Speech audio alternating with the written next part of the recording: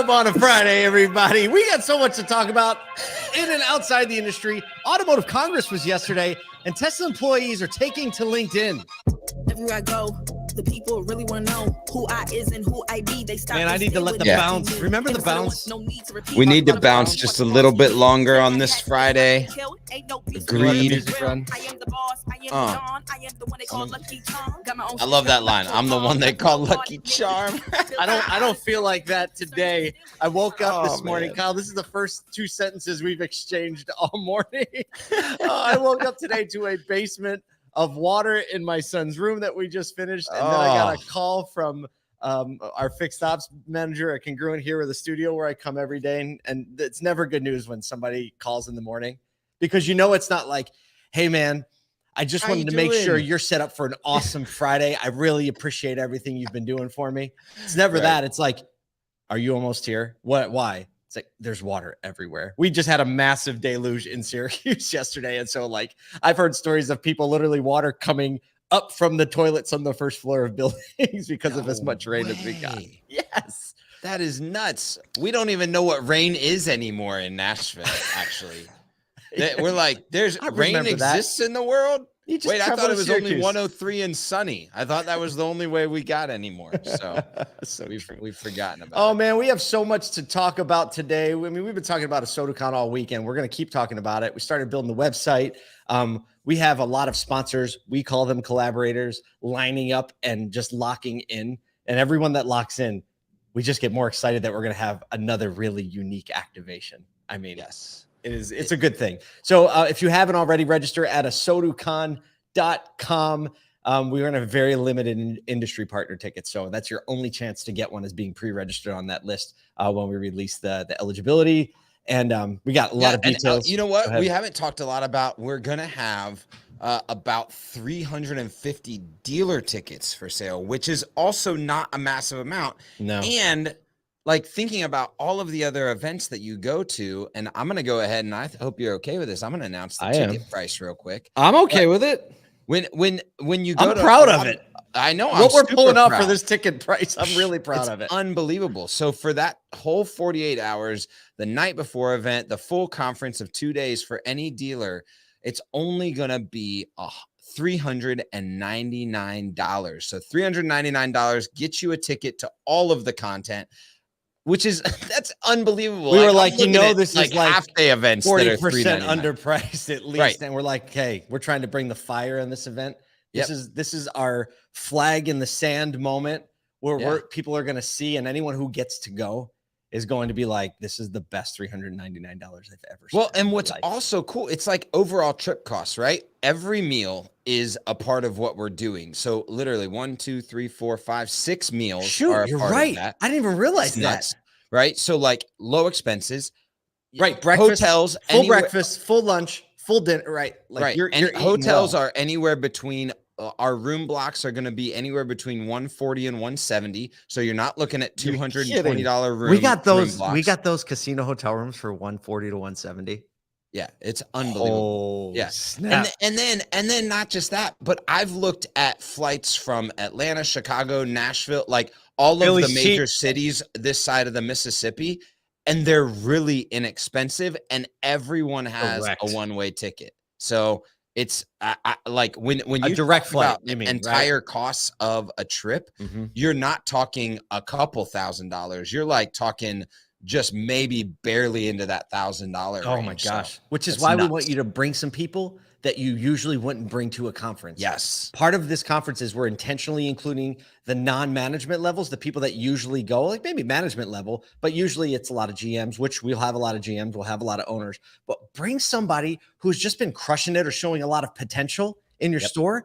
If you want them to really lean into automotive and get fired up, get them around us, right? Bring them close, right? Yes. They're going to come home pumped up and energized, and it's not going to cost a lot of money. Yes, Melvin, and most importantly, Philly cheesesteaks.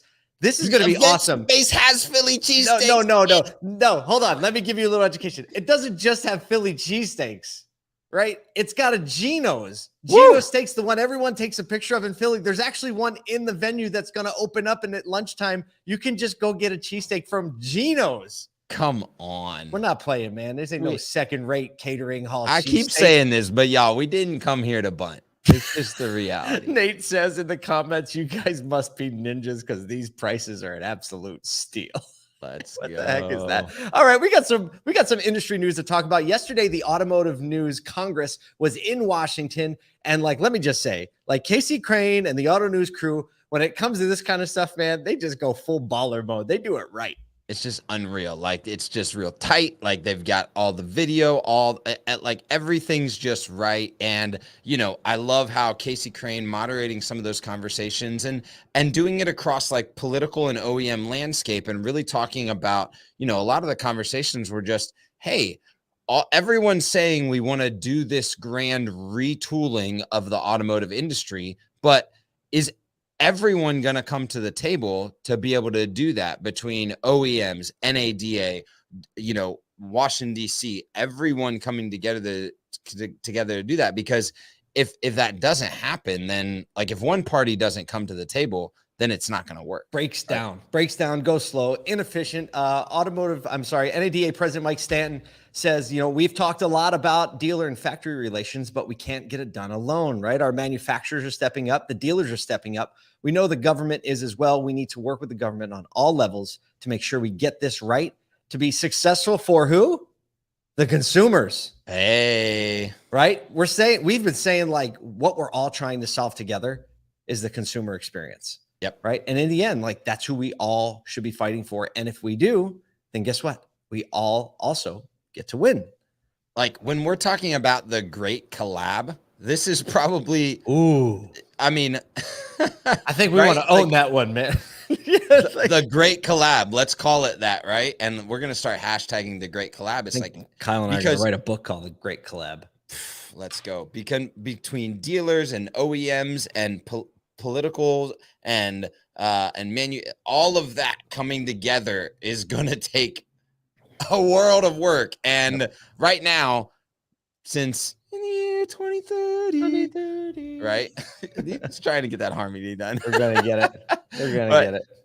We've only got a few years left to figure that thing out. It's not we don't have 20 years to do this thing. So. No, we don't. Mike Stanton also had a couple other interesting comments we highlighted in the show notes. He wanted to point out and acknowledge hey, actually dealers are all in on EVs and they're essential to the success of EVs, right? So he's don't be mistaken that because we're oh, Tesla is messing up our thing, that we're down on EVs. We're actually not down on EVs. We're all in. And if you talk to dealers, you realize they want to know, they want to be a part of it. They want to educate, right? They're essential really to the distribution and education and deployment of EVs. He also says that he views consolidation that's going on right now as a good thing because dealer prices are high. He goes, yep. Those who are exiting and selling, it's all voluntary, which is a good thing.